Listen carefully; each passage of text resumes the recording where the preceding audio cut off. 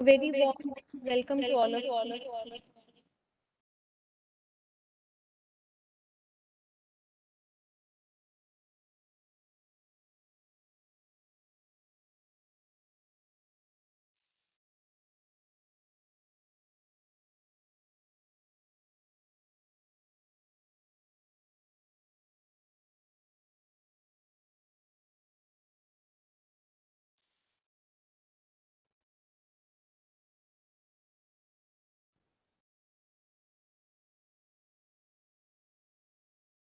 A very warm welcome to all of you to the webinar on National Pension System (NPS) for corporates with the theme Securing Retirement with NPS and Insights for Employer. Today we have with us Mr. Ashpreet Saini, Chairman, CII Ludhiana Zone. Our keynote address by Supratim Bandyopadhyay, Chairman, PFRDA. Mr. Varun Jain, Associate Director and Regional Lead, India, Will Star Watson. Mr. Mono Fukon, General Manager, PFRDA. Ms. Behroz Kamdin, Partner, Deloitte Haskins and Sells LLP. And Mr. Ashwin Nagpal, Vice Chairman, CII Ludhiana Zone. I welcome you all, sir. May I please request Mr. Ashpreet Saini. He is the Chairman, CII Ludhiana Zone. He is the MD of Messrs. Sehaj Solutions Engineering. He is currently the Chairman, CII Ludhiana chapter, and also active in many other associations such as Ludhiana Management Association. Mr. Saini's company is engaged in manufacturing and exports of tractor linkage parts, towing accessories, and agriculture machinery components. The company has reputed clients in US, UK, Germany, and Italy. Mr. Saini is a gold medalist in Master's Operations and Bachelor in Total Quality Management. He has represented as leader of Delegation of Indian Entrepreneurs at Indo-German Manager Training Program of 1 month at Germany in September 2018. He was also selected among 2 young Indian entrepreneurs for training on SME development at AOTS Institute in Tokyo, Japan in May 2019. Mr. Saini is passionate to bring change in manufacturing industry of the region through learning and sharing, technology adoption and implementation of new manufacturing practices and management strategies. May I welcome him here on the platform. May I request him to please share a few words. Thank you, Monica. Thank you very much. It's indeed an opportunity for all of us here today on this wonderful webinar on NPS. And we have a good team of experts, I would say, and with their experience, we are looking forward to the webinar today. And before moving to the agenda of the meeting, I welcome once again all the speakers, all the guests in the webinar today, and let me introduce one by one. On board we have Monica, if you can run the presentation and I will give the introduction for all that, that will be good. So on board we have Mr. Supratim Bandyopadhyay ji. Yeah. Monica, can we have this slide for Bandyopadhyay ji? Sir, I hope you can view my screen. Yes, it's visible now. Thank you. Okay. So, Bandyopadhyay ji has assumed as charge as chairperson, Pension Fund Regulatory and Development Authority, that is PFRDA, on 21st February 2020. Prior to taking over this new assignment, Sir was the whole-time member of Finance, PFRDA, for 2 years, and he has a vast experience in the field of insurance and served around 3.5 decades at Life Insurance Corporation of India. And during his tenure at LIC, Sir has served in various capacities, adding 2 large divisions as Chief Investment, LIC, Executive Director, Investment, LIC, and he also held the position of Managing Director and Chief Executive Officer of LIC Pension Fund. Sir's areas of expertise include finance and investment, and has served on the board of Central Bank of India. He was in the Supervisory Committee, Investment Committee of Venture Funds, and alternate investment funds, and he was also the board of fixed income money markets and derivatives associations of India for 6 years. He's a science graduate and a qualified chartered accountant. He loves reading books and listening to light classical music. Welcome, sir. Welcome on board. The second guest and speaker we have Mr. Varun Jain. And Varunji, he is an associate director and a regional lead with Willis Towers Watson's retirement practice in India. And he has a working experience of more than 10 years in the Indian employee benefits market with a specialization into retirement benefits. Whilst he has been involved in actuarial valuations of large DB pension schemes, his focus area has been employee benefits consulting, where he has assisted clients in market insights, design, implementation, financing, and administration of benefit schemes. He has been working at Willis Towers Watson India since 2010, where his major projects include fresh benefit setups relating to the design and implementation of benefit schemes for companies setting up their businesses in India and advise on operational issues. So welcome Varunji, welcome on board. The next speaker on board we have Mr. Muno Fuko. I hope I pronounced correctly. Yeah, thank you. So he's presently working as a general manager with PFRDA, and his current assignments are promotion and development of NPS, product secretariat, information help desk, and pension advisory committee. He has gained experience of fund management by pension fund valuations, schemes accounting, record keeping operations, and functioning of NPS trusts, where he worked for 3 years. Prior to joining PFDRA, Mr. Foucault worked with IDBI Bank as Deputy General Manager and with Corporation Bank as a product manager, and his banking experience of 12 years in the field of credit appraisal, retail assets business, retail liability business, and insurance and alternate service delivery channels. He started his career with Nestle India as a sales officer in the year 1998. And he holds an honors degree in commerce, MBA, and CAIIB. Welcome, Mr. Fu. Next, we have on board Ms. Behroz Kamdeen. She's currently partner at Deloitte Haskins and Sells LLP. She has over 25 years of work experience in corporate and technology sector. She has advised Indian financial institutions on the Tax Compliance Act and the OECD Common Reporting Standards. She represents client at tax authorities and appellate authority and the authority of advanced ruling. Ms. Kamdeen is a regular presenter and writer on tax topics relevant to the financial services sector. Welcome, ma'am. Welcome to the panel. And the last guest on board, we have Mr. Ashwin Nagpal. He's my colleague and vice chair of CII Ludhiana Zonal. He's the managing partner of Haveli Ram Bansilal Group. And as said, he's currently presenting Ludhiana as a vice chairman. He's a graduate in commerce, an active member of many associations here in Ludhiana. And his group was established in 1918, that is almost 100 years ago. And his brand is operating 3 businesses.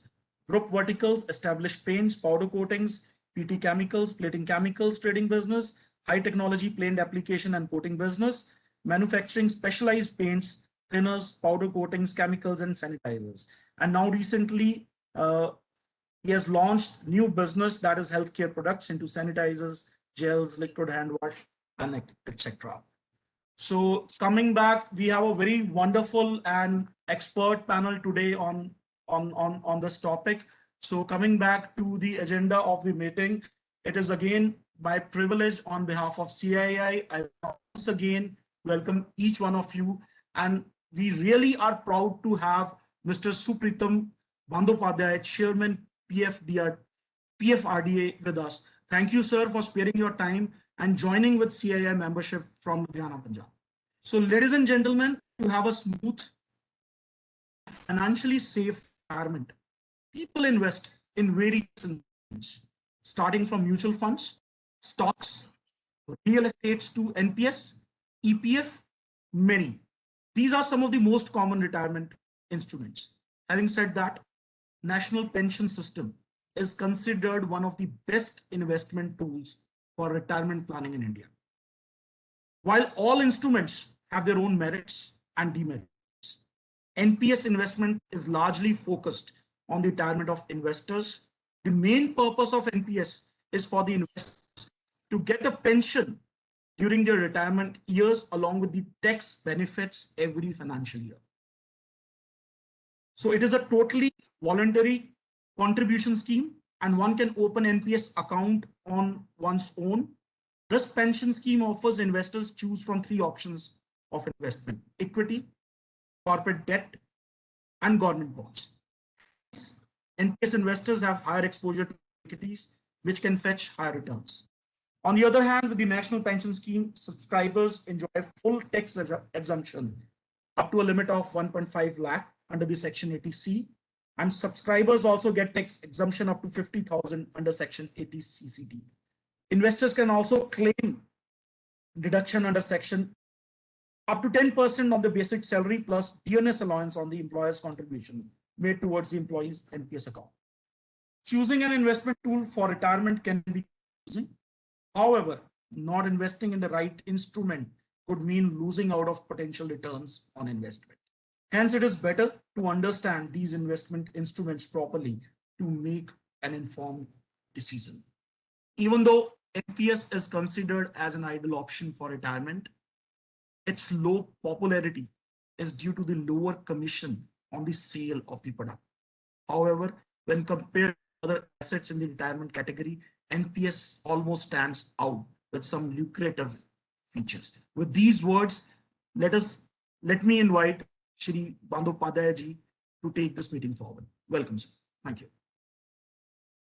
Thank you and good afternoon. Thank you, Mr. Saini. Good afternoon to all.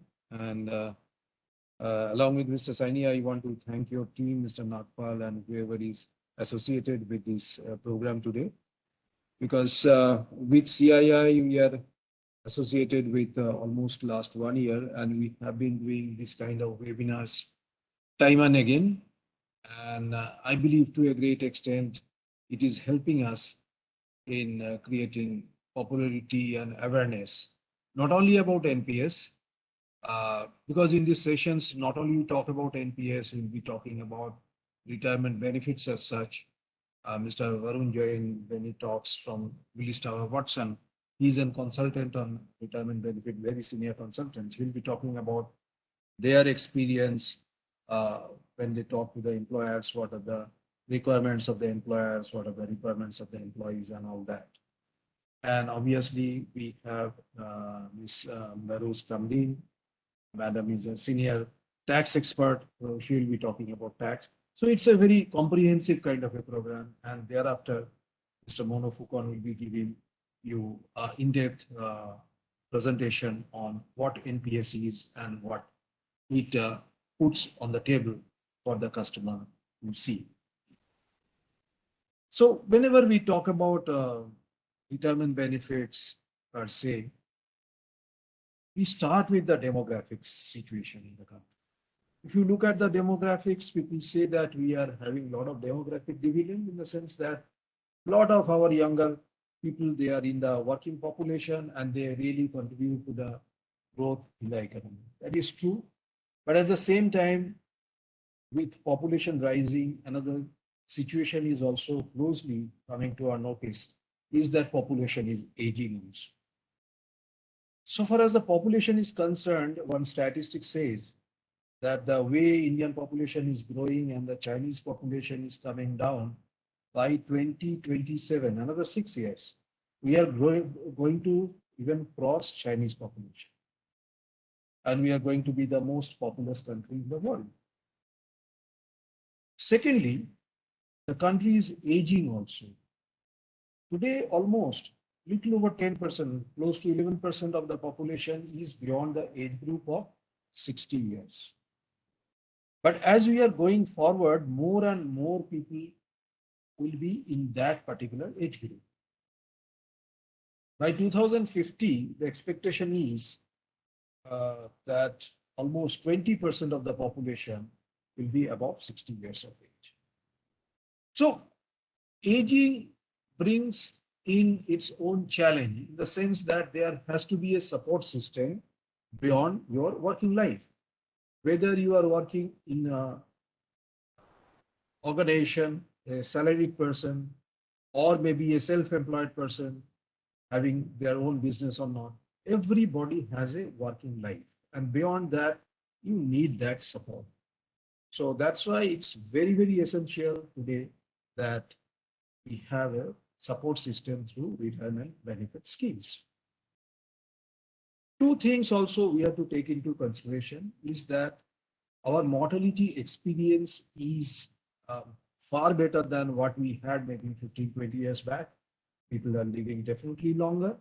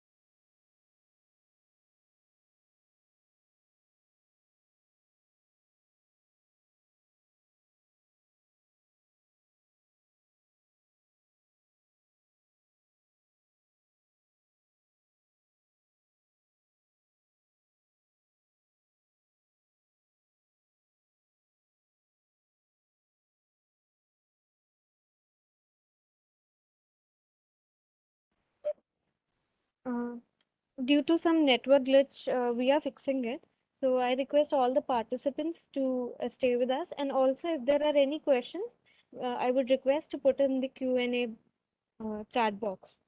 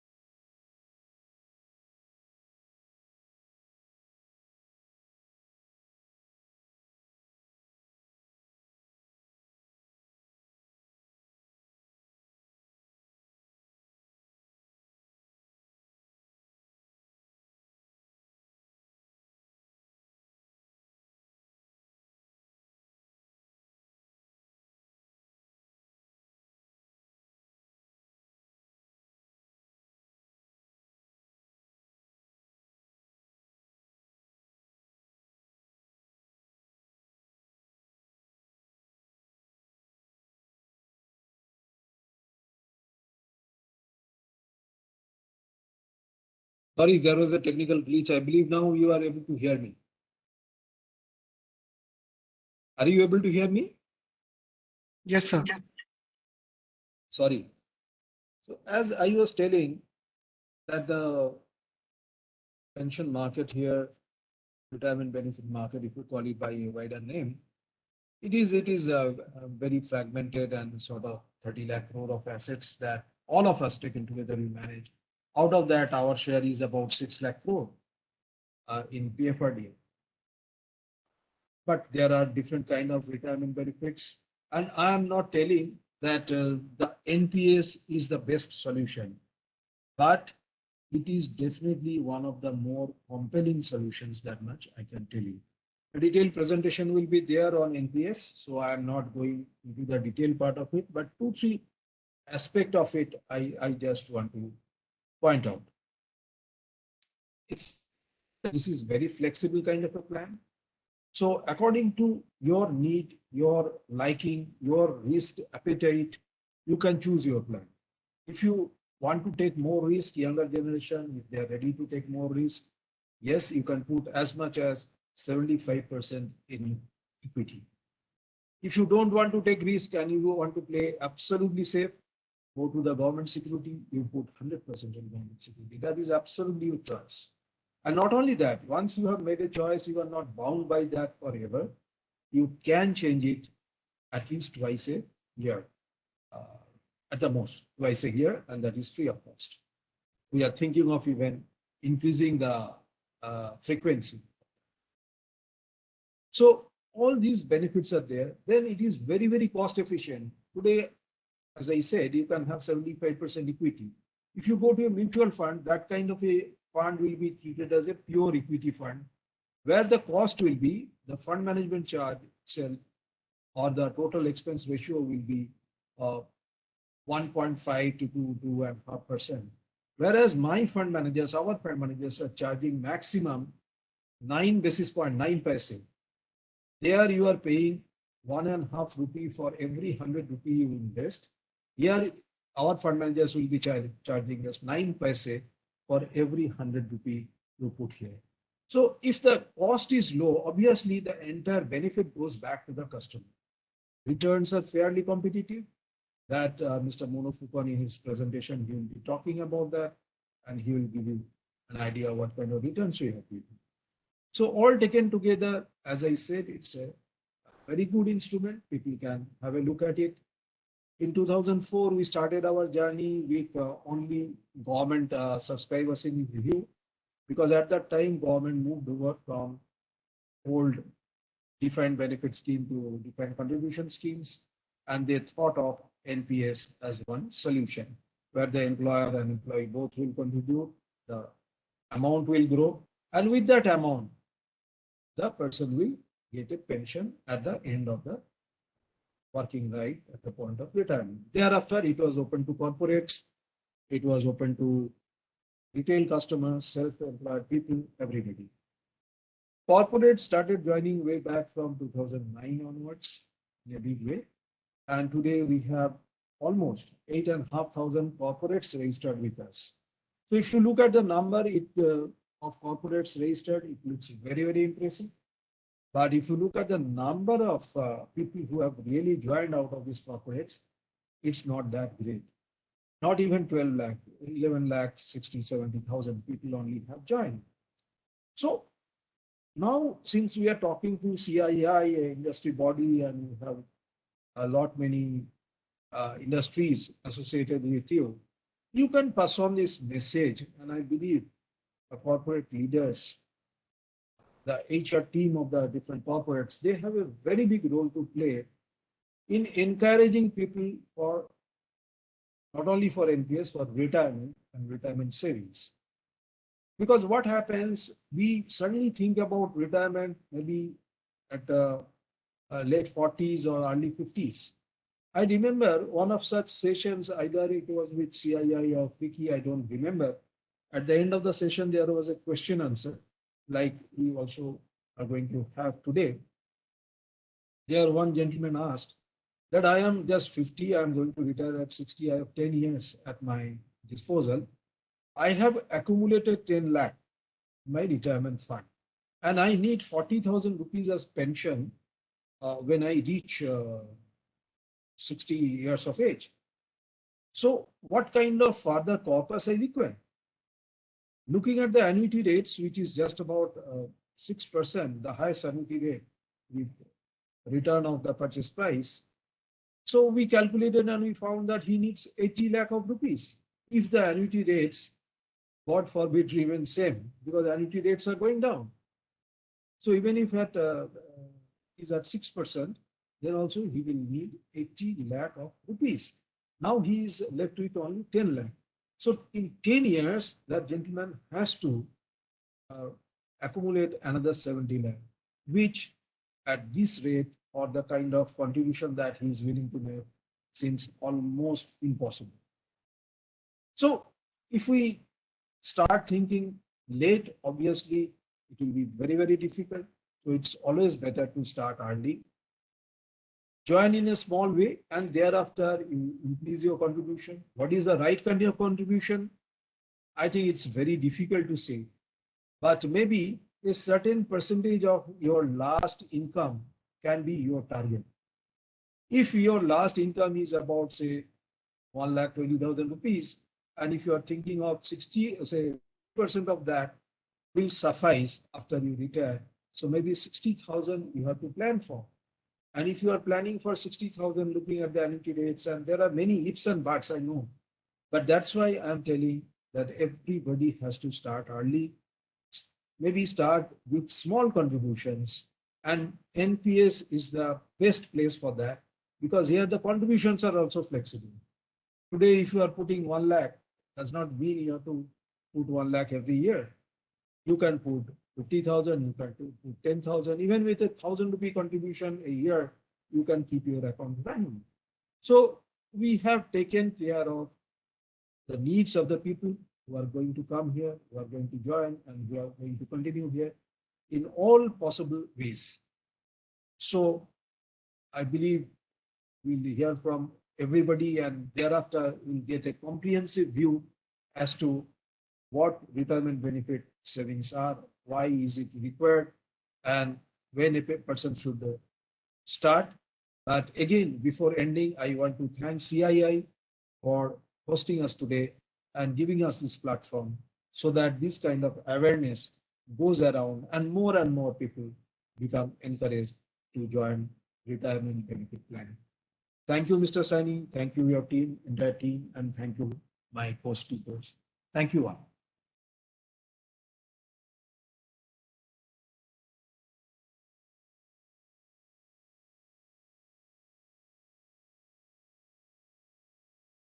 So can we have now Mr. Varun again?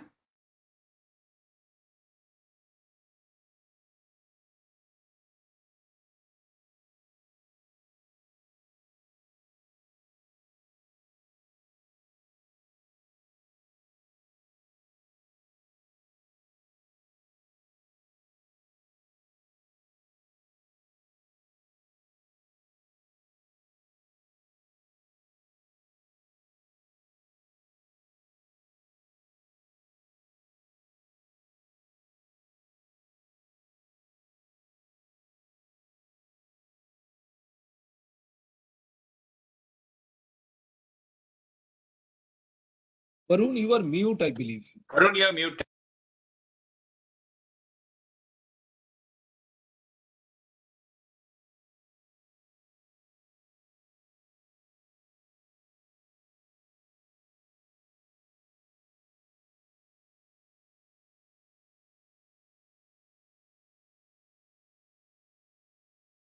Yeah, sorry. I was just struggling to find the right button to unmute myself. Thank you so much, uh, Chairman Sir, Mr. Saini, and a very good afternoon to everyone on the webcast today.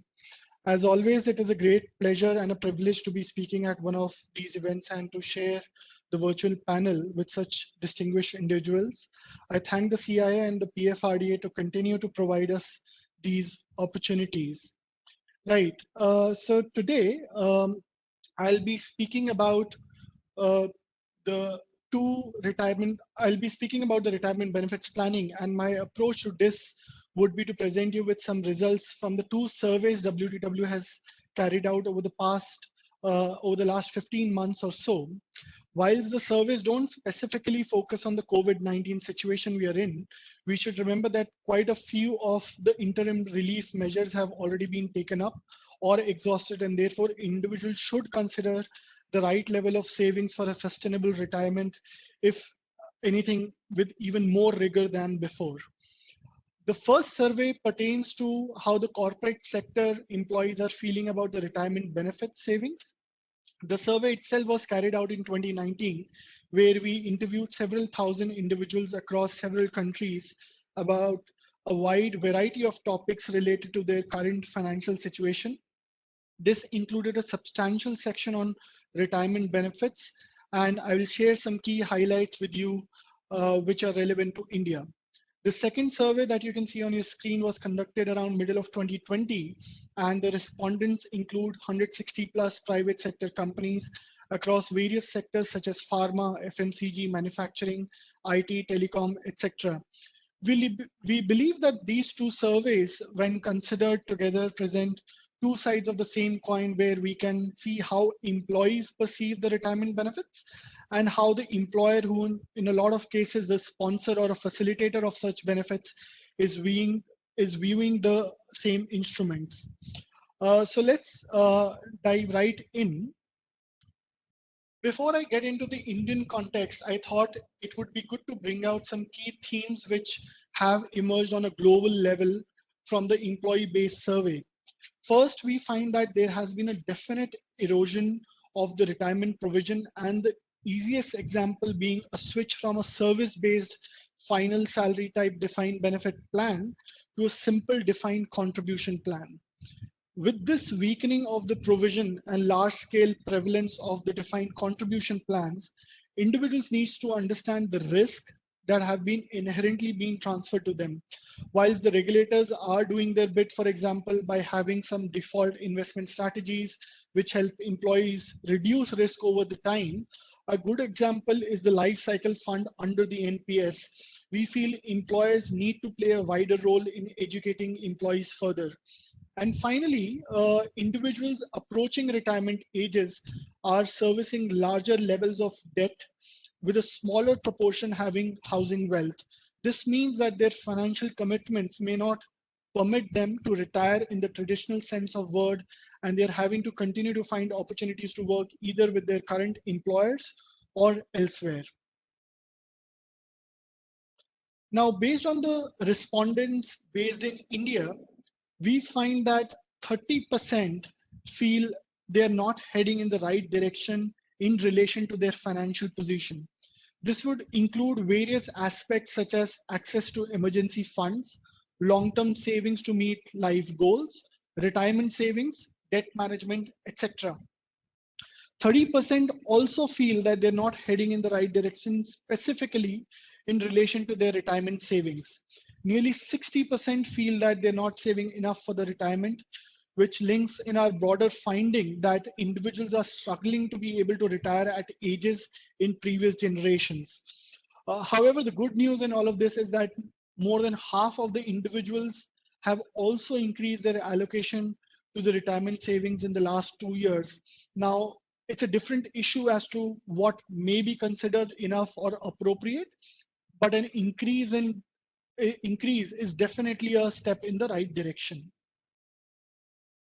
Moving on, just continuing from the previous slide, if we were to divide all the respondents in 3 non-overlapping buckets, we find that roughly 30% felt that they're falling behind on the retirement savings, and also felt that they had not taken any steps to try and address the situation. For example, due to more pressing financial commitments such as debt repayment, children's education, etc. More than 40% felt that they were on the right track, meaning that they were doing enough to work towards a comfortable retirement. These individuals could also be benefiting from a lack of debt and presence of fixed assets such as housing, etc. And the balance 30% felt that whilst they were on track, as yet, they had recognized the problem that and were taking proactive steps towards increasing their retirement savings. Possible ways in which they might be doing so is additional investments in corporate NPS plans, where signing up is typically voluntary, enhancing their allocation to VPF, or creating other savings earmarked for the retirement. Okay, on this slide, I actually, sorry,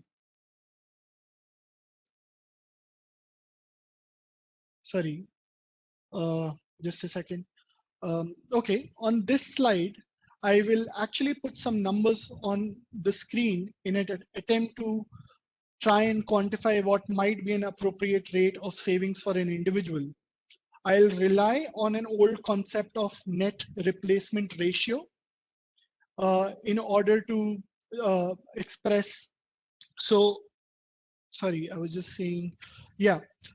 Very simply put, if we were to deep dive into these figures, the net replacement ratio is something that how much you're likely to have as regular income just after the retirement, expressed as a percentage of what you were receiving just before you retired from income through the salary.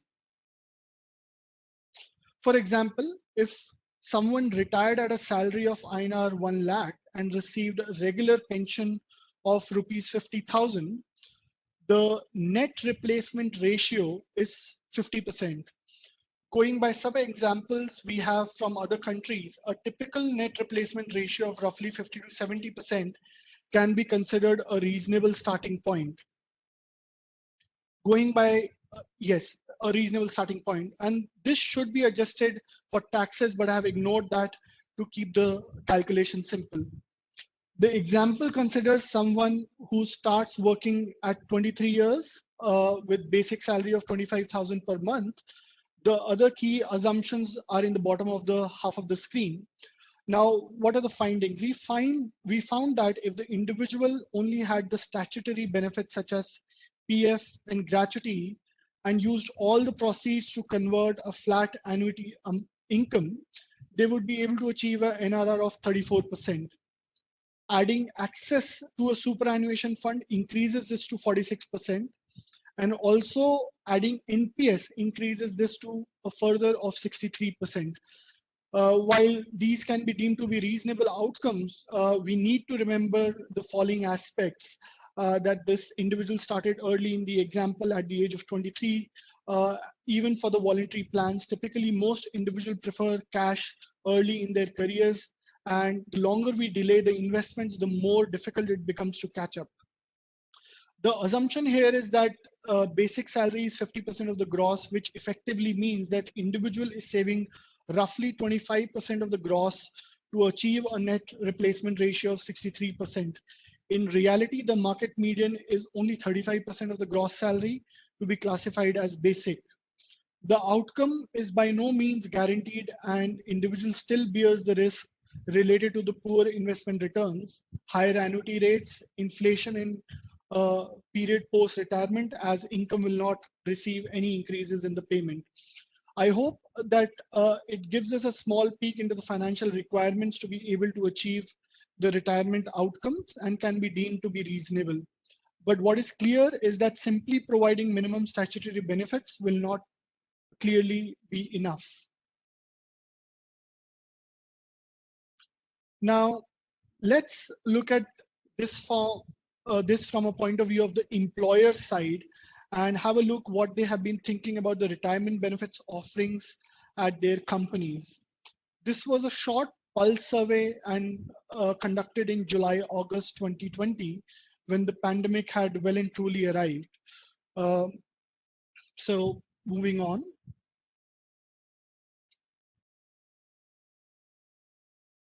Okay. The first slide talks about the corporate model of NPS, which companies have been adopting and offering to the employees on a voluntary basis. We find that the number of companies providing NPS is up from 43% to 51% in 2020. Another 20% are currently in process of either implementing it or at least evaluating its implementation. Having personally assisted several of our own clients implement NPS despite the lockdown, the PFRDA, the CRA, and the POP deserve a special mention as they have taken all the steps necessary to ensure that the enrollments could take virtually.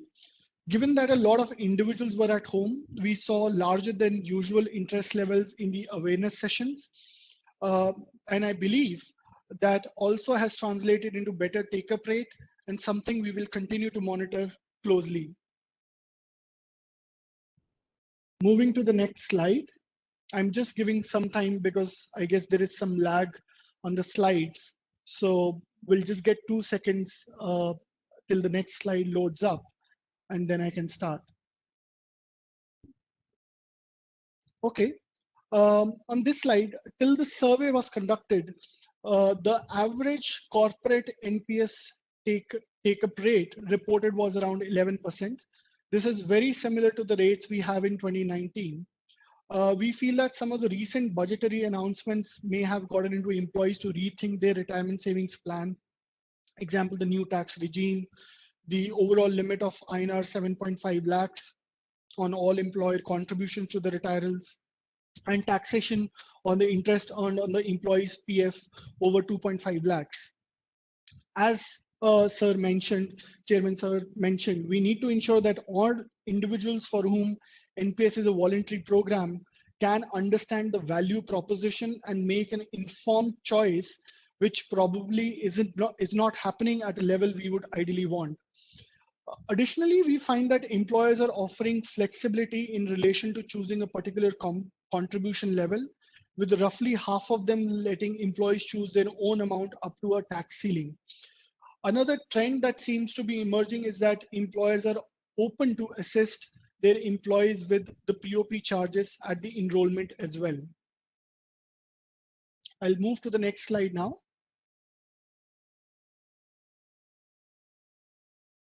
Okay.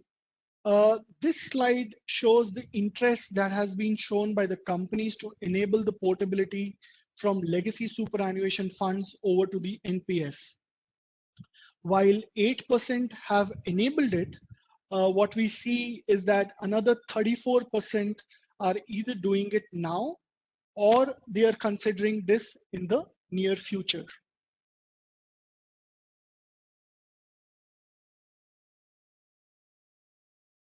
Okay, now in the final couple of slides, we look at some of the recent regulatory developments. Here we look at how employers are responding to the recent overall limit of rupees 7.5 lakhs on total employer contributions towards an individual's retirement arrangements, which include the Provident Fund, the Superannuation Fund, and also the National Pension System. What we saw was that an overwhelming 84% of the respondents said that they had not taken any steps considering this change at this stage. 7% felt they want to restructure the overall salary structure, and 5% were looking at increasing the flexibility within the NPS plans. All right. Now, on this final slide, and finally, I just wanted to quickly mention on the recent changes in the legislation via the Code on Wages and the Code on Social Security 2020. Whilst I do not claim to be an expert in this area, there appear to be some obvious impacts on the retirement benefits. Firstly, a lot of companies will need to review their overall compensation structure and reconsider how they determine wages that are used to determining benefits such as gratuity payments and provident fund contributions. Given the current market median of the basic pay is only 35%, this will potentially lead to a much higher number on which the above mentioned amounts will be determined. For example, the gratuity payouts or the provident fund contributions. The gratuity benefit will increase, which in turn will increase the liability provisions as well as the future payouts for the organizations. The statutory PF contributions may also increase as there is a CTC concept in India. It may reduce the take-home payoff for the employees as well. Despite these large consequences though, it is surprising to see that only 13% of the companies have actually assessed the impact of this definition change and what impact it may have on the retirement benefit obligation. This number, no doubt, will undergo a rapid increase as the government gradually comes out with the rules to accompany the codes and eventual date of the implementation comes to the light. So we'll wait for that and see how it progresses from there. So with that, I thank all of you for your time and look forward to your questions in the Q&A sessions. Thank you.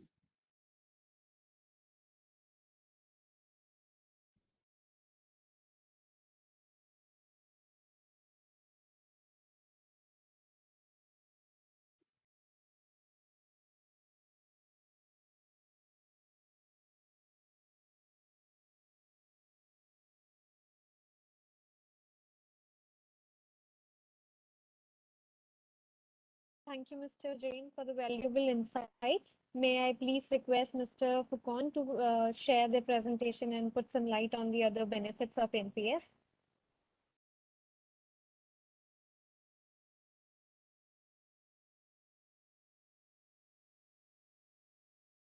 I also request the participants to put their questions in the chat box or in the Q&A. We will take them at the end of the session one by one.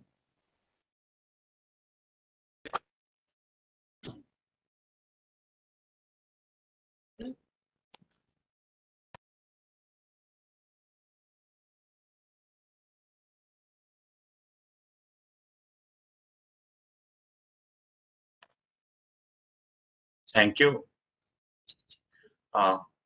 Is my slide visible and my voice is audible? I'm just checking it out. Yeah. Yes. Thank you, Monica.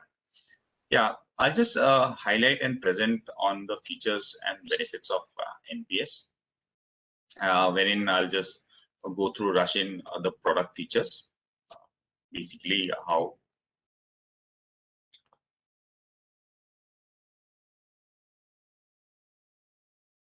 So first, I'll just brush upon the features of NPS. So the first and foremost that we would like to highlight is that the pension account remains unique. The pension account that has been opened by the individuals is a unique number that has been allotted. No two persons can have, no a single person cannot have a two brands, and a number cannot be allotted to two persons also. So this number remains unique. Since we say that the number remains unique, it helps in portability. Portability in the sense that it can be shifted across employments and across geographies also. So even if you're moving from a government sector to private sector, or from you're becoming a self-employed, the account number remains the same. So the pension account moves along with you, which is a unique feature in NPS. So during the entire tenure of your working life, the same pension account remains valid throughout till the time of maturity. The next feature that I would like to talk about is the cost. NPS is not only the lowest cost pension scheme in India, it is one of the lowest cost pension product that has been available across the globe. So we have been able to keep the cost at reasonable levels because we have registered intermediaries or entities into this architecture based on a selection basis and a registration process, and we control the prices or the charges that are being charged by the intermediaries. So this helps in the customer, or the benefits the customer in accumulating a corpus, because the cost does not eat away the contributions or the accumulations that have been accruing to the subscriber. Flexibility of choices. The next is a lot of choices has been given regarding the selection of the fund managers, regarding allocation of the secure contributions to different asset classes or the securities, which I'll talk in the later slides. Returns, yes, NPS, our fund managers have been able to deliver better or competitive returns as compared to other products that are available in the market or in the Indian context. So that I have a slide on how the performance is on NPS. Tax efficiency, a lot of benefits are there on contributions at the maturity also. The tax implications. Madam Barrows will be talking out in detail or speaking out in detail or explaining the things, what are the benefits that are available on contributions and at the point of exit. Transparency and online services is that the account is accessible to the subscriber 24/7. He can access it through a web login, through a mobile app that we have developed, and all the transactions that is being done in the on the account or the pension account is easily traceable, and there is complete trail of records that are being kept by the record keeper. And above and all, overall, this the product or the scheme, the entire architecture is being regulated by us. We select the entities, we register those entities, we monitor them, we give them the guidelines, and then ultimately we also monitor and supervise their activities. Going back to the basics, I just want to highlight there are two types of nomenclatures that we have in the pension account. When we talk about a pension account, the PRAN or the permanent retirement account, the unique number that has been allotted, we refer to the tier 1 or the basic pension account. So tier 1 is nothing but the basic pension account, which can be opened with 500 rupees, and the annual amount of yearly contribution is minimum of 1,000 rupees, and there is no restrictions on the number of contributions or the amount of contributions that a customer can make or subscriber can make. He can make any number of contributions or any amount of contributions above 500, any amount. So this is a flexibility that has been kept, and this account has all the tax benefits. And there are certain restrictions on withdrawals also, which we talk about later, that he has to can be withdrawn after 10 years premature closure or exit at the age of 60, and partial withdrawals are allowed after 3 years. So there are restrictions on withdrawing the amounts from this pension account. If you have this basic pension account, the option also is there for the subscribers to open another account, the tier 2 account, which is freely withdrawable, which doesn't have any restrictions on withdrawal, and the minimum amount required for activating that account is 1,000 rupees, and minimum contribution is 200 rupees. So here also we don't keep any restrictions on the number of contributions or the amount of contributions. These two accounts are available to all non-government non-government subscribers. In government subscribers, we have another category of account wherein contributions has a tax benefit of under 80C. So that category of account that we call is a tier 3 tax saver, tier 2 tax saver, that is available only to the government employees. I have broken up the NPS journey into 3 phases: entry, accumulation, and exit. So entry is nothing but joining the scheme. So the criteria that we have kept, it's any citizen of India. He may be a resident, non-resident, or an overseas citizen, aged between 18 to 70 years. And he needs to submit the KYC documents, the photograph and address proof and an identity proof, which can be submitted online or in the physical form. If it's done through the physical form, then we have the distribution points, that is called the point of presence, which are mostly banks and NBFCs, which has been registered by us to facilitate or help subscribers to open the account. So after joining the account, this phase, then comes the contributions.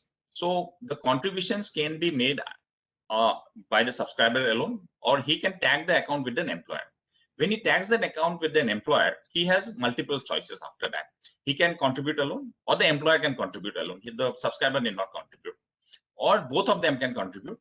And it's not necessary that the contributions, if the employer has agreed upon, it should be equal. It can be any proportions, unequal proportions. The employer giving a higher amount, the employer giving a lower amount. So the proportion is being a mutual agreement between the employer and the employee in what proportions they want to contribute. So there is a lot of flexibility on how the contributions will be made to the account. It can be from both the parties, either singly, or the proportions also can be determined by mutual consent. After the contributions has been made, we have a banking partner, the trustee bank, that helps us to flow the money to the pension funds. So pension funds invest the contributions as per the investment guidelines that have been notified by us. And based on this investment guidelines, once the securities has been purchased, they do the scheme accounting, and at the end of the day, for each schemes, they declare a net asset value at the end of the day. Once the net asset value has been declared, it has been communicated to a record keeper. And what happens is that in the pension account of the subscriber, the record keeper credits units. It's nothing but the contributions made divided by the net asset value of the schemes. So the units are being credited for each contributions being made by the subscriber with the multiplier, the division factor of the net asset value. So the amount of whatever has been contributed, once the money has been invested by the fund manager, then the record keeper unitizes the same into the pension account. So in the pension account, typically units will be reflected, and these units will have value, and the value will be determined by the pension funds. So at the end of the day, the value that has been declared by the pension fund multiplied by the units that are appearing on the pension account is the corpus that the subscriber has to his account. So as and when contributions are made, units gets credited to it, and the value also has been declared by the fund manager. So the value also increases because of accruals or gains of from the investments. So this reflects the corpus in the pension account. So the third phase is the exit, the maturity of the account. So we said that the maturity happens when a person superannuates from his employment or normal 60 years of age. If the superannuation age of the employer specified by the employer is less than 60 or more than 60, we go by that. So it's the age that is being recorded in the system that the employer declares. And in such a case, on superannuation or at the age of 60, the entire corpus that has been standing to the subscriber's pension account, 40% has been, minimum 40% has to be utilized for purchasing an annuity plan from an insurance company, and these insurance companies are empaneled by us. So from those empaneled insurance company, an annuity has to be purchased to derive the pension, and 60% of the corpus is being paid as a lump sum to the subscriber to the bank account. So if the corpus is less than or equal to 5 lakhs, we say that annuity purchase is not compulsory. He has an option and to withdraw the entire amount or as a lump sum. If there's another phase which we call as the premature exit. It's nothing but it's not normal exit before 60 years of age or before superannuation age. If somebody wants to withdraw the account or close the account, there is a provision, and that can be exercised only after 10 years after opening the account, and we call it as a premature exit, wherein we say that 80% of the corpus should be annuitized to derive a pension, because the basic concept of opening the account was to derive to get a pension. So we have mandated that 80% of the corpus should be annuitized, and only 20% will be paid as a lump sum.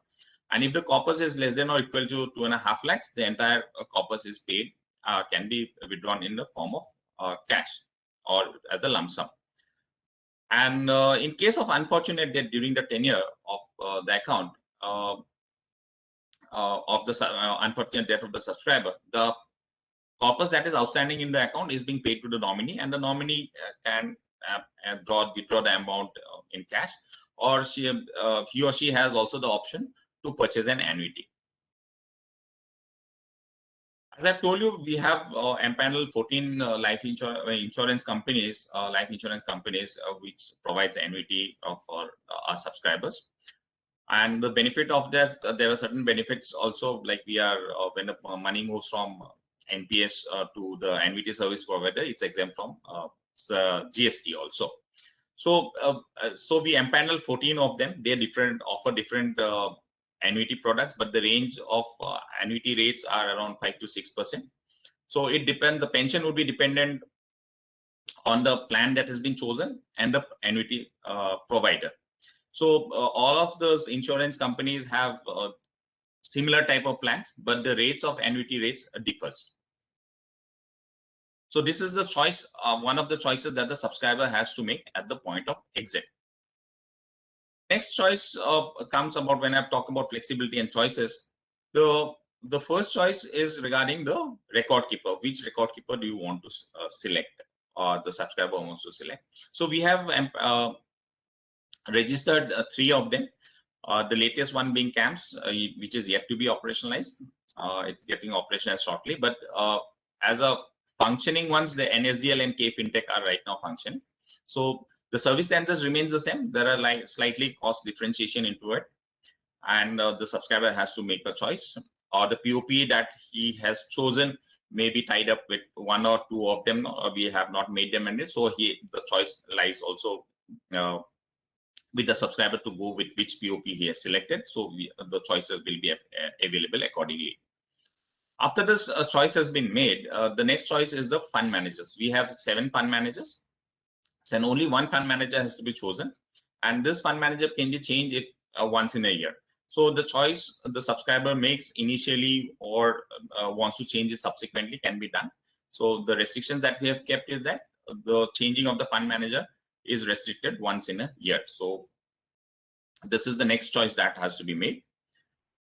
And the third choice is regarding how the contributions will be invested into the different asset classes. So we say that there are two types of choices. There is an active, one is a passive, and an auto choice. So the active choice is that the subscriber chooses between these asset classes. It determines the percentage of the contribution that goes to the 4 asset classes. In equity, we have permitted the maximum of 75%. Government bonds, government securities or government bonds 100%, corporate bonds 100%, and alternate assets 5%. So the subscriber has all the flexibility to determine the proportion of his contributions going to these 4 asset classes. And once this is being made, it can be also be changed twice in a year. It's not that the choice has to be exercised in with the fund manager. No, the fund manager may remain the same. The asset allocation can always change within the fund manager. And also at the same time, there is a choice of changing the fund manager and the asset allocation also. So these are the choices, first choice of active. If somebody doesn't want to do an active choice, so we tell it that, okay, you have a life cycle fund, here's an auto choice. According to your age, the system will take care of the exposure to the 3 asset classes: equity, corporate bonds, and government securities. So what happens is that we have determined designed three life cycle funds: aggressive, moderate, and conservative life cycle funds, LC 75, 50, and 25. The numbers 75, 20, 50, and 25 denotes the equity exposure.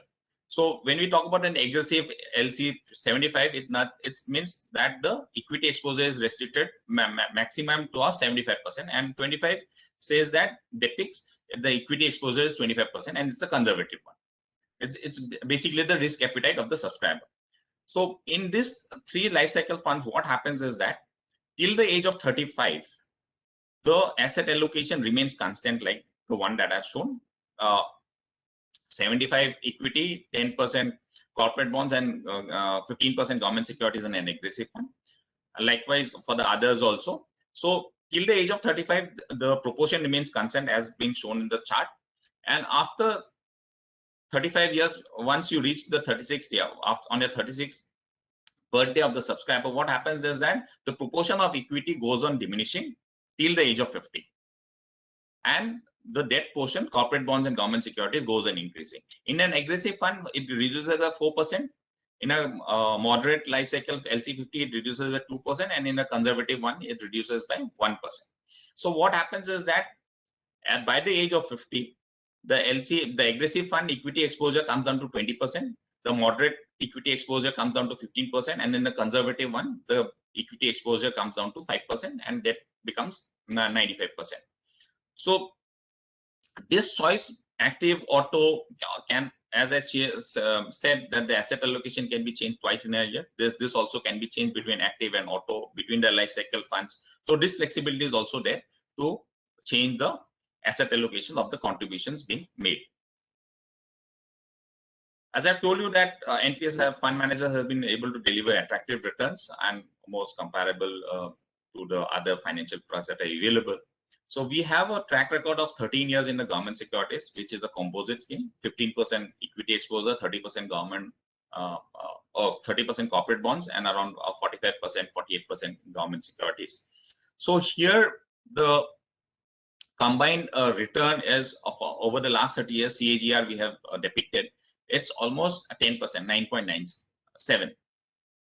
And equity as an asset class, since the other asset class, equity, corporate bonds, and government securities, we have a track record of 12 years. So equity has delivered 12.63, corporate bonds 10.02, and government securities around 9.58. So this is what the track record we have of the fund managers over a period of 12-13 years, and the composite return with equity exposure of 15% is almost 10%. Coming to what PFRDA right now handles, just the figures I'd like to share with you. We have the number of subscribers, the total number of subscribers around 4.32 crores. Maximum of them from APY or the government sponsored scheme of 2.86 crores, and an NPS light scheme of 43 lakhs. So these are the subscribers that are there from the government sponsored scheme. In the non-government part, we have the voluntary subscribers coming from with employer-employer relationship or those joining voluntarily. We have around 29 lakhs of subscribers that we call as corporate and unorganized sector or the private sector. And central government and state governments, we have around 74 lakhs of subscribers. And the corpus we have, as said, since government subscribers, state government subscribers are in huge numbers of 52 lakhs, the contributions coming regularly. So the corpus is around 3 lakh crores, 3 lakh 10,000 crores, and in the central government is around 1 lakh 92,000 crores. And in the private sector, that is corporate and the voluntary segment, we have around 93,000 crores. And the other government sponsored scheme around 20,000 crores. Coming back to accessibility, as I told you that the account can be accessed online 24/7. We have a mobile app, and the transactions can be also be done on the mobile app. From the web portal, a lot of transactions of changing your personal details also can be done. Here in the mobile app, you can see your value, you can change your password, you can just download statements, or you can give contribute, give withdrawal requests, all those things. But changing your personal details will be available only on the web login. Lastly, I'll just come to the last slide. This is about the grievance redressal system that we have as a regulator. We have set up to address any grievances a subscriber has. We have an online portal. We have a grievance dedicated platform for registering any grievances by any of the grievances that a subscriber may have. And we have a regulations for them of resolving by the entity against which it is being raised. So we have definite timelines and an escalation matrix also. So we have an escalation matrix with the intermediary first. So within 30 days, it has to be resolved. If it's not resolved, it can be escalated to the trust. Apart from that, the ombudsman is the next level. Even if it's not been resolved, if the subscriber feels that the resolution provided is not satisfactory, it can move to the regulator. And if even though the regulator has given a resolution, if it's not satisfied, it can also be appealed or can be represented in the Securities Appellate Tribunal. But none of the, as on date, none of instances have happened that it has reached that stage. So this was my last slide, and thank you. We'll be open for questions and answers in the end of the session. So thank you very much. And over to Mr. Monica. Thank you so much, sir. May I please request Ms. Behroz Kamdin to come present the further presentation, please? Thanks, Monica. Mono, would you be sharing my presentation? I'll share it just. Okay, Thank you, Mr. Bandyopadhyay, for giving us this opportunity. And thanks, TII, Mrs. Sahani, Ashwin. And it's a pleasure being here talking to people in Ludhiana. So when we look at Ludhiana and Punjab, it's one of the wealthiest cities, and Ludhiana tops in top 10. I think Ludhiana comes at 7 number. So we're talking to wealthy people, and to wealthy people, it's always known that they save for the future. So I think we're talking to the right people, and we all would already be aware that how important retirement saving is. Mr. Bandyopadhyay has spoken about it. Mono, Varun, all have informed as to why it is so essential that you should save for retirements. Now coming to NPS, before I start with the tax incentives, there are certain features of NPS which are very unique as compared to the other funds that we have. And I would just like to highlight and share my own experiences on that. One is, if you look at NPS, it is the account which is linked to you. So when you change employment, and that's so very important, a superannuation fund does not move along as you change your employment, or another pension fund, which is their private pension funds, don't move along as you change employment. But NPS moves along with you. So where I used to be working earlier in my initial days when I started working, there was a pension fund and we were contributing. The employer used to contribute some percentage of your salary to the pension fund. But there was a condition that you need to work for 10 years to be eligible to get pension. And I quit after working for 8 years. So I was not eligible for pension and I would not get the amount. So that whole amount which was contributed by the employer was sunk loss for me. So that is not there in case of NPS, and that's a very clear advantage which is there. The second advantage that is coming in NPS is that you can choose your fund manager and how you earn income during the tenure of the NPS. So you can change your fund manager, you can choose your fund manager who's giving better returns, you can monitor it. And if you can't monitor, you always have the government securities fund. So you put into government securities and the return was so good, 9.58%, and compare that with the fixed deposit interest, which is around 5, 6, 7%. And you can see clearly there is a distinct advantage of putting NPS. So the returns are good, you can choose your fund manager. And the next part of pension was most important is that when you have this private pensions, and I'm fortunate, my husband was in the army, so he's got pension. My sister works in a bank, they get pension. My father, who passed away at a very early age, my mother gets a family pension. So we're very thankful that pension was there, because at those times you really require that money. But the money that was got at that point of time was good amount. But over the years, if you look at it, that amount is not material. It's a very small amount now when we look at the pension amount, the family pension amounts. So if you look at that in that manner, and NPS, if you compare that, NPS, you can see you get a fixed amount, but that's only 40% of your corpus. 60% of your corpus you can keep investing such a manner that it can be upgraded to the inflation which is there. So that is an advantage which comes with NPS. So the slides are not moving, Mr. Venkatesh Iyer. I will just come to tax incentives. So now when you come to tax incentives, if you can go to the next slide, basically we speak of what are the incentives of investing in NPS and what are changes which have happened in the last 2 years. Now, when we look at retirement planning, any retirement planning that we look at 4 quadrants of the retirement planning. One is employer contribution. When an employer contributes to an employee's account, does the employer get a deduction? Will that amount become taxable for the employee? Those are 2 things that we always look at when we look at employer contribution. Then comes the employee contribution. Again, when the employee contributes an amount, we again look at, is there a tax advantage for it? Now, if you look at it in that manner, I'm investing. But since government has always been incentivizing investments, they used to give a tax benefit for it. So you look at the deduction that you can get from income tax.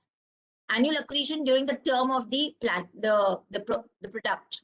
So if it's a long-term product, we will see that every year what I get as an annual accretal, is it taxable or not taxable?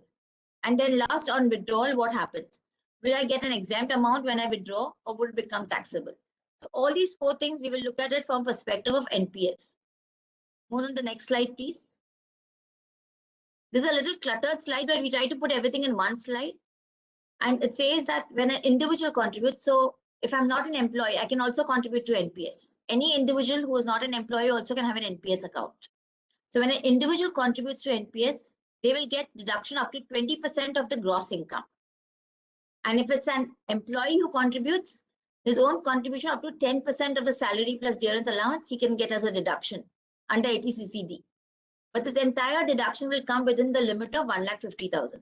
So when you put your PF, your PPF, your insurance, all that you get as a deduction under 80C, and including NPS will come as a part of that deduction, and it will be covered within the 1,50,000. But however, as Mr. Sahani mentioned earlier, it's an deduction.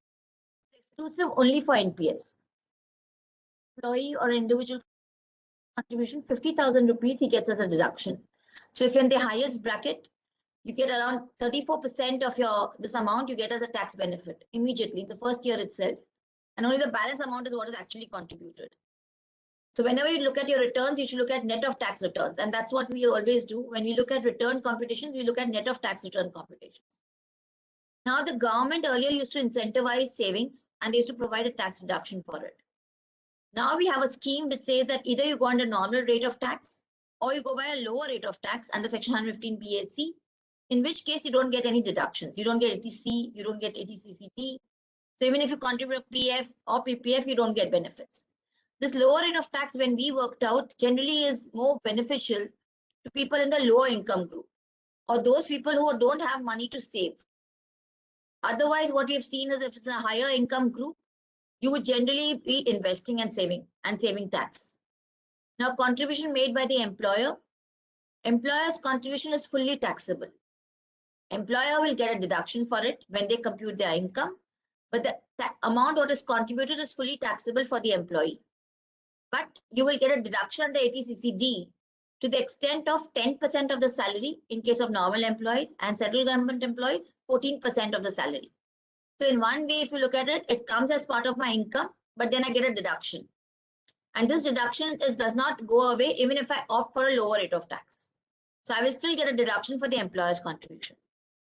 Last, in Finance Act 2020, they also amended this to say that whatever employer's contribution is there, that will go in the aggregate limit of 7,50,000, which we'll discuss a little later. So one is it is getting taxed and I get a deduction for it. Secondly, it will go as part of my aggregate limit of all employers' contribution put together in the 7,50,000 limit. Now, when you look at annual accretion to NPS account, annual accretion to NPS account is not taxable. On the employee's contribution, individual contribution which you make, not taxable. Employer's contribution also not taxable unless the employer's contribution comes within the aggregate of 7,50,000. Then anything more than 7,50,000 gets taxed. So annual accretion only to the extent of amount which exceeds at 7,50,000 of the employer's contribution alone will get taxed.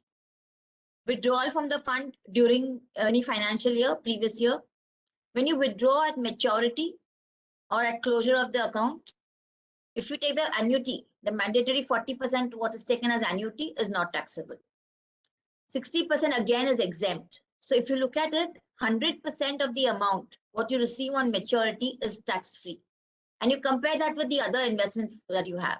You look at mutual funds, you look at stocks, when you sell or when you redeem, there's some tax payable as capital gains.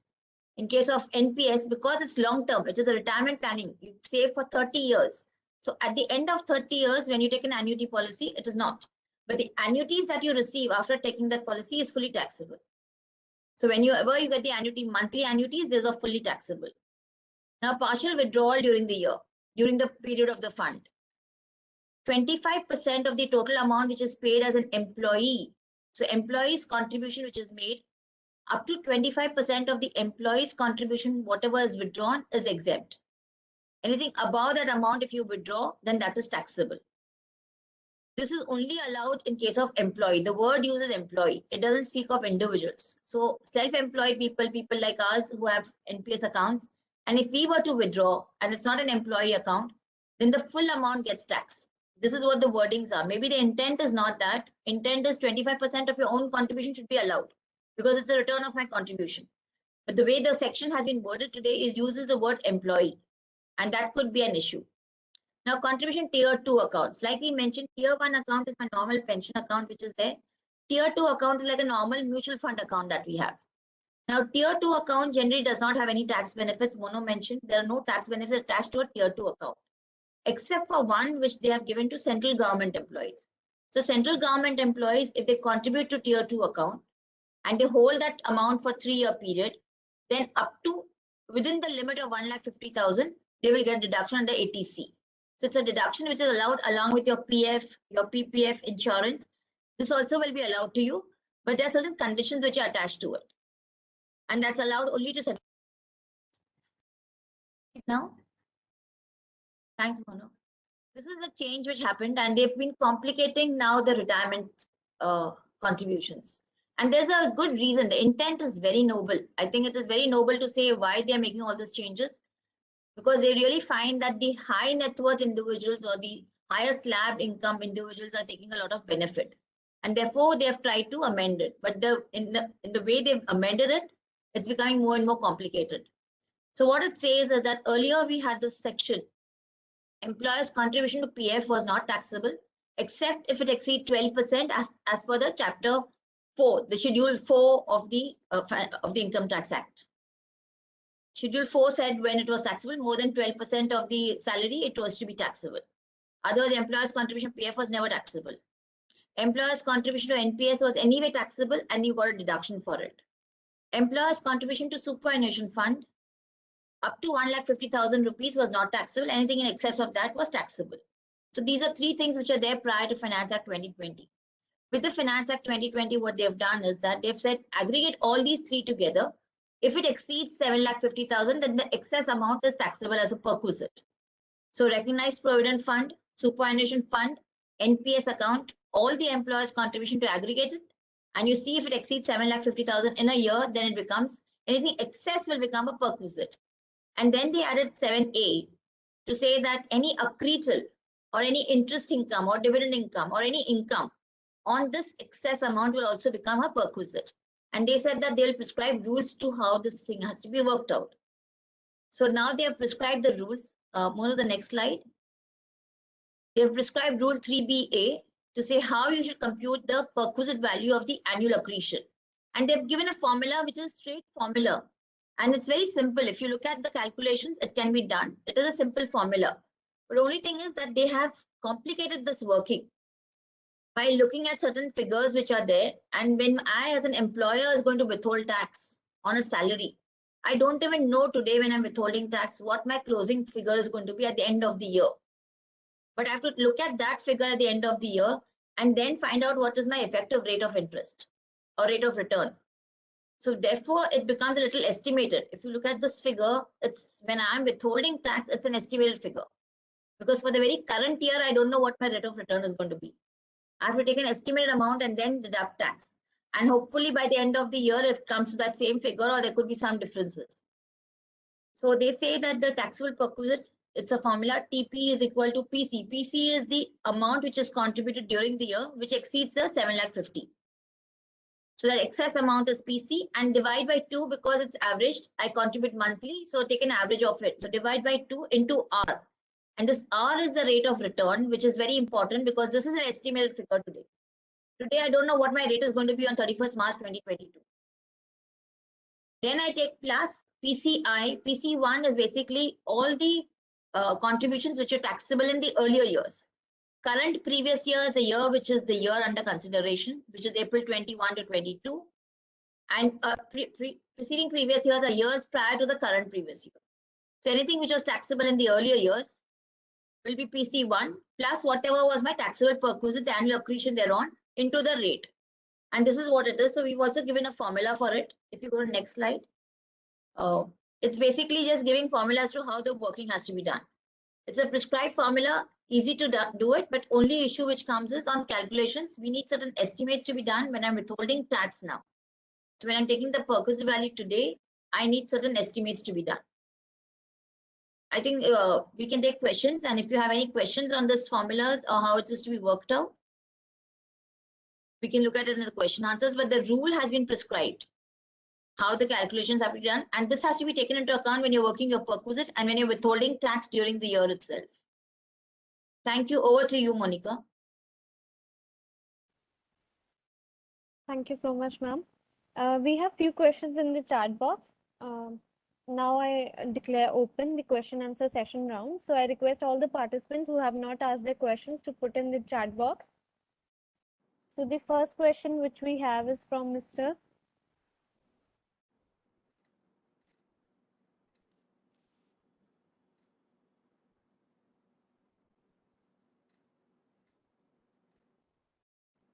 There is a question from Ankur Mahajan, which says whether NPS and PF both can be opted by employer.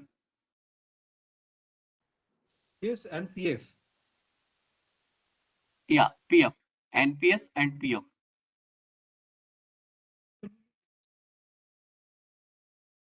Correlation between NPS and PF that if you have one, you cannot have another. So you can always have both. And in fact, there are corporates, PSUs, where you have PF, where you have a superannuation fund, and where you have NPS. So all these three things are also there. There are instances.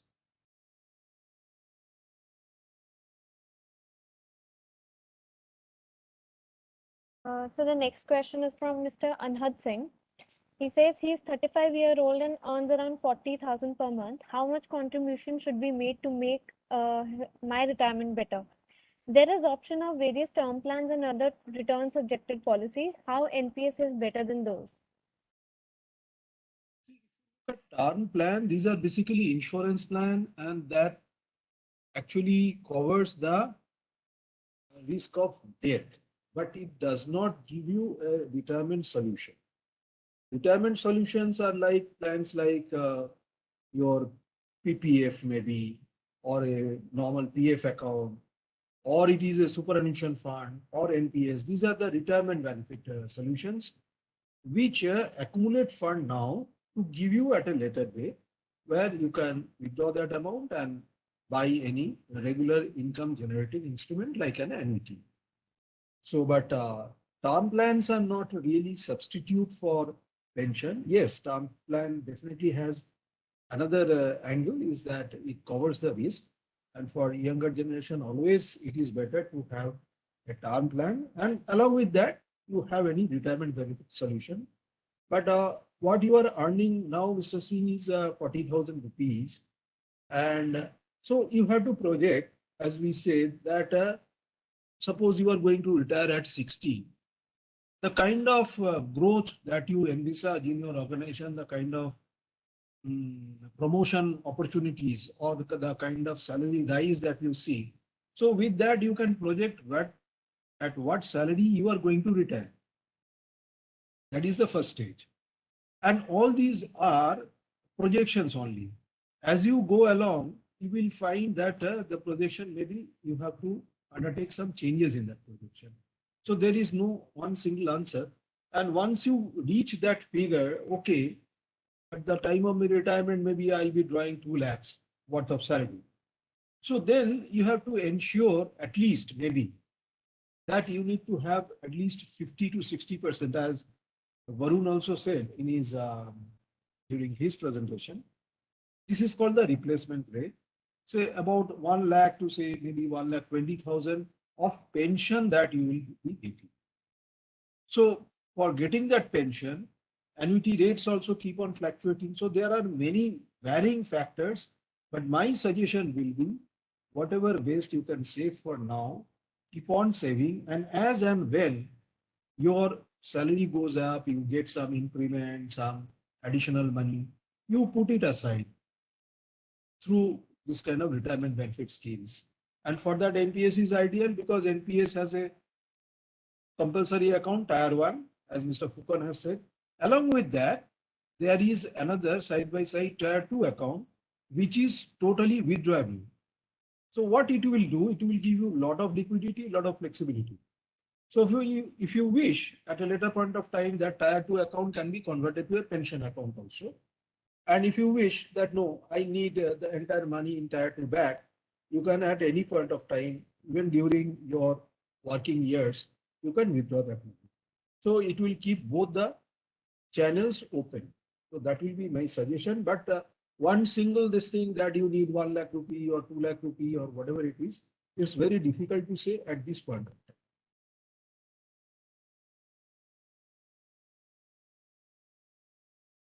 Sir, so the next question is from Mr. Arun Bhatia. What is the maximum amount that can be put in tier 2 account? And also, how much maximum amount can be put in tier 1? In both tier 1 and tier 2, there is no limit. Actually, what you can put in both the accounts. But only thing is that, yes, that amount should be, it can justify it through your known sources of income. I am earning say 1 lakh rupees a month and suddenly I put 1 crore and I cannot justify it. Obviously, it will be not possible, but whatever is justifiable within that known source of income, that much amount you can put. But knowingly, we have not kept any limit that you can put only 1 lakh or 2 lakh rupees a year, nothing like that. There is a limitation as to the minimum account, say 1,000 rupees a year to keep your tier 1 account running. But beyond that, on the upper limit, there is nothing. There is a question from Mr. Subha Venkatadari. The question is, can an OCII or PIO person holding foreign passport but now working in India and settled in India subscribe to NPS? I request Mr. Mono Fukan to take this question.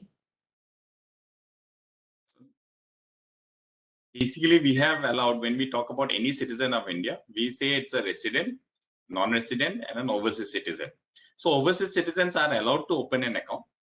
The only restriction is said that he should have an NRE or an NRO account. That's what the restriction is says. But when he has come for an employment, what happens is that if I'm telling it correctly, Madam Barrows may correct me. What happens is this is for the purpose of employment when he comes down back to India with a foreign passport and he gets in an employment into an Indian company, he starts filing his return as a resident. So he doesn't have an NRE or an NRO account. So he'll have a resident account only. So in that case, when he's attached to an employer and if it's an OCI, so we are allowed in the system to open that account.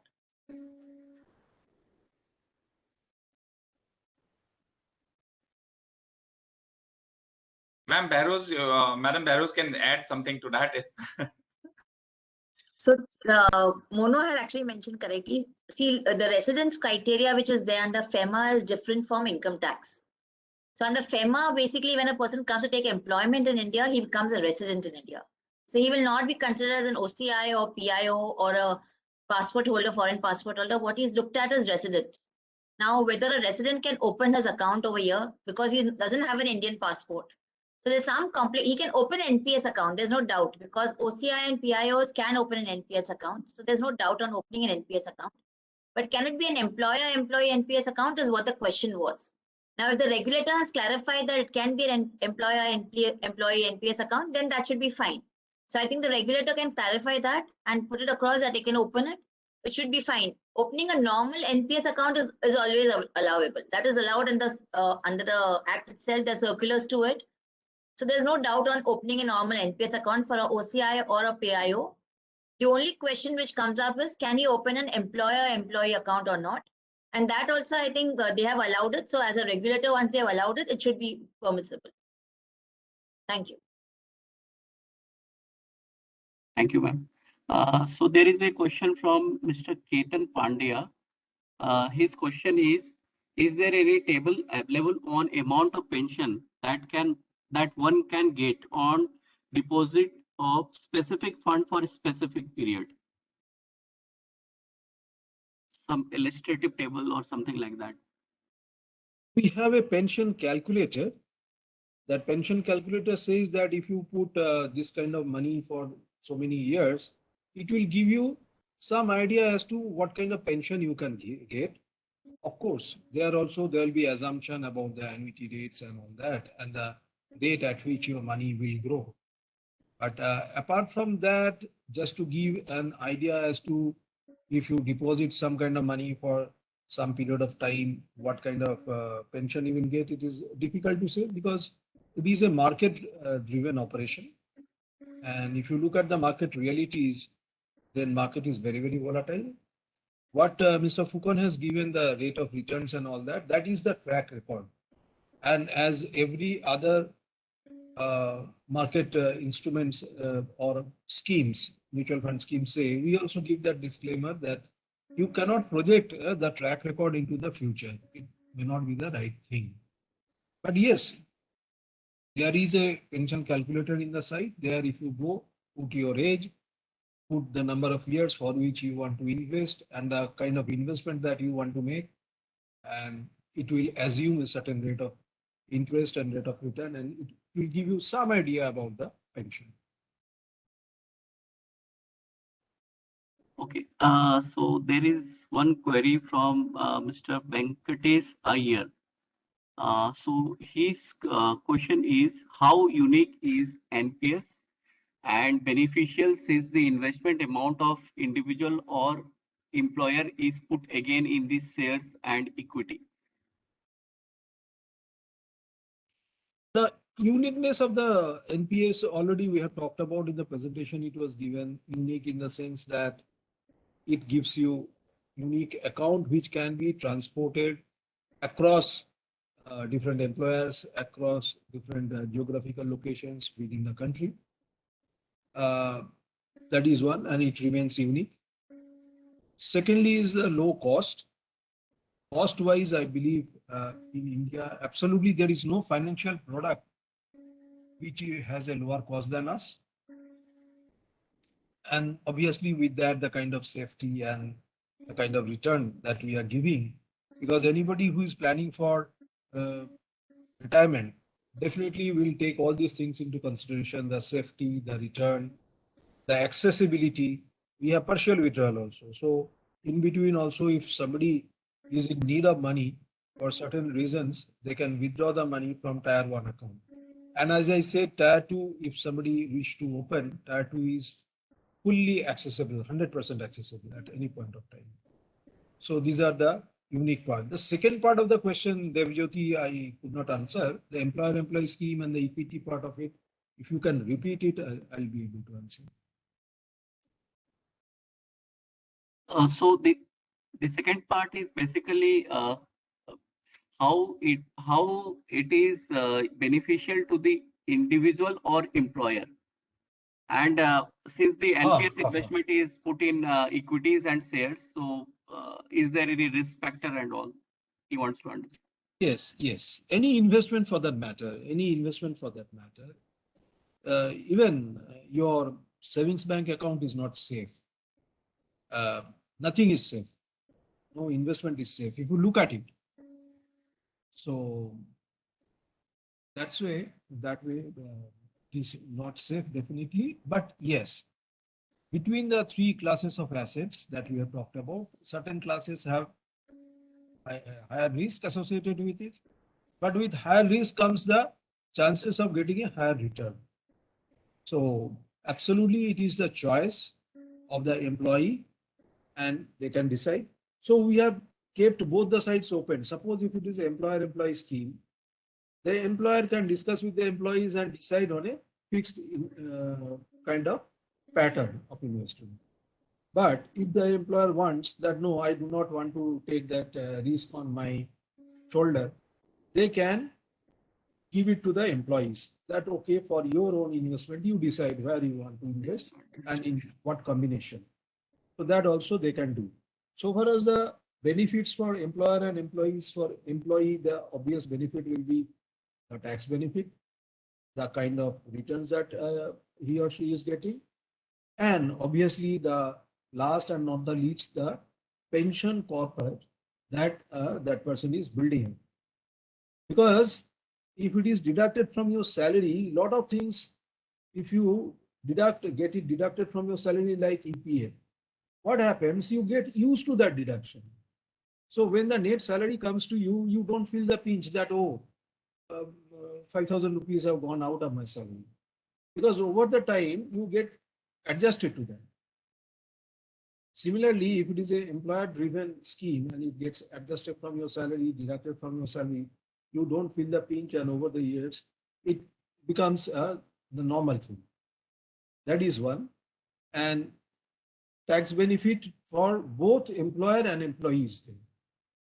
So employer gets the tax benefit, and at the same time, employer also sometimes has a moral responsibility to ensure that when the employee retires, he or she has some kind of a regular income. So coming through NPS, I believe that purpose also will be fulfilled. Thank you. So there is a question, basically query from Mr. Rajiv Somaya. So his query is how employer can start distribution of NPS, or the process and procedures. The process is that there are two ways of doing it. That if the employer is comfortable, employer itself can register as a corporate entity with the PFRDA and start registering their own people. But if employer feels that it is a little difficult for them to understand the process, second way is to engage a point of presence which are already empaneled with us. The points of presence are basically banks, NBFCs, and all that. So the best thing will be to go to your banker, and definitely that bank is distributing NPS and working as a POP with us.